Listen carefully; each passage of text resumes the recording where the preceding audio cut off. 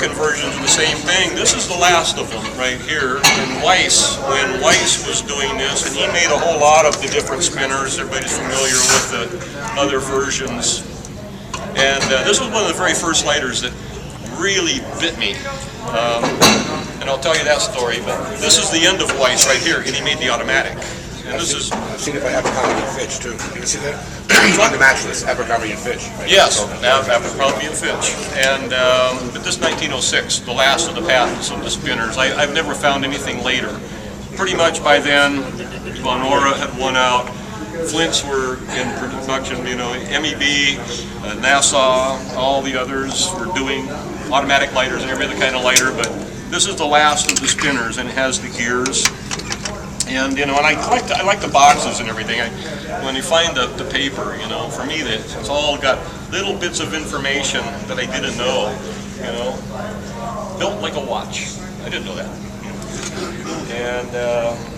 And then on and on, you know. When it comes to the mechanisms, Mike was looking at this one you wind up and open it up. You got your little tinder cord. Most of them use tinder cord. It blows like a cigarette when it's no fuel, no liquid fuel.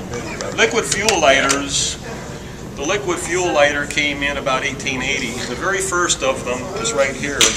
And this is it right here. It's like 1877, and this is the very first patent I was able to locate on a lighter that actually used liquid fuel. Up till then, it was all tinder cords, and so you'll find the tinder cord is the common denominator. What sort of fuel did they use? Benzene or gasoline, mostly. It was all much stronger. Yeah, benzene's you know, carcinogenic, but it was a great fuel, and they used camphor because there was camphor lamps, so they used most of the really combustibles, you know, any of the lighter aromatic things, you know, acetone, you know, those types of things that they could find. But mostly it was benzene, you know, that was the common. And then there was lamp oils, but the lamp oils, when you find a lighter that has a really big wick, that's probably a kerosene lighter, because it's so hard to light kerosene, so you need a lot of vapor. So you'll find lighters that have really big wicks, and they're definitely fueled lighters. It's probably a kerosene lighter. Kerosene lighters look like this one right here. This is a kerosene lighter right here. Yeah, I ran into it. I got something that was yeah, you see how big the wick is. And it was because you needed a lot of, and you needed to get it warm. So you would keep it in your, get it warm in your hand, you know, before you try and light it. And this is, you know, 1920. This one actually goes with this lighter right here. And when I met John Beckwith, there was an antique store down in old Newport in Newport Beach, Costa Mesa, Manning's Antiques. And I would go in and visit these lighters. Mr. Manning, I brought all of his lighters. I think I brought them all. Anyway, this is Mr. Manning, and I would go into his shop, and these lighters would sit there. It was like 1973, and this was 40 bucks, and that might as well have been $400 today. And this one was like 18 bucks, and this one was like 18 bucks, and I just go in there and dream about being able to buy them, you know. And I'd look around his shop. He's a big collector of Wells Fargo and Texas Rangers, and he had the biggest Texas Ranger collection in the world. I mean, he had all their rifles and their saddles and everything in his shop, and it was really, really cool. One day on my birthday, I took my dad in there, thinking he might bust down and buy me a lighter.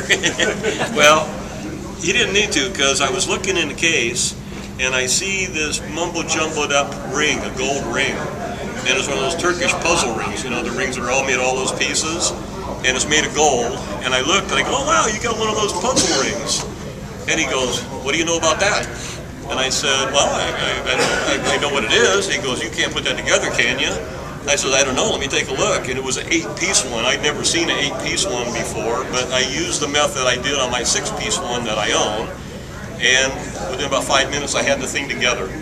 And he tied a string around it like that and was so excited, and he goes, I bought that ring 30 years ago.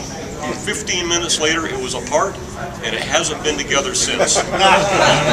He reached in the case, and he took out all these lighters, and he goes, here, these are for you. And away I went.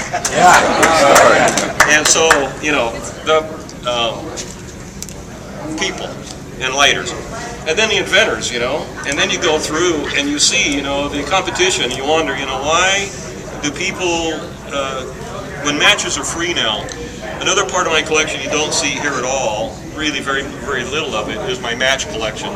And by far, that's probably the most impressive part of my collection, is the history of matches. Going back to the earliest matches, 1780, with the very first phosphorus.